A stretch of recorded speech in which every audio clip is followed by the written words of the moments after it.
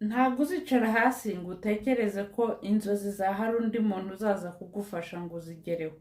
Ntabwo ari umugore wawe cyangwa umugabo wawe uzaza kugufasha ngo inzozi zawe uzigereho.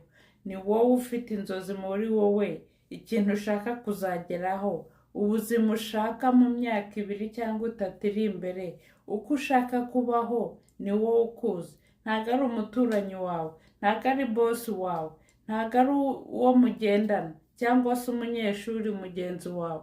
Ni wowe uzi ubuzima bwawe wabupanze. Ntabwo uzicara hasi ngo ufate amaboko gutya cyangwa uyashyire mu mifuka utegereze ko inzozi zizizana. No, tugomba gukorera inzozi zacu tukazigeraho, nubwo byaba bikomeye bite uzashyira uzigereho. Yego birakomera cyangwa se bigatinda, ariko komeza, uri hafi kuzirangiza.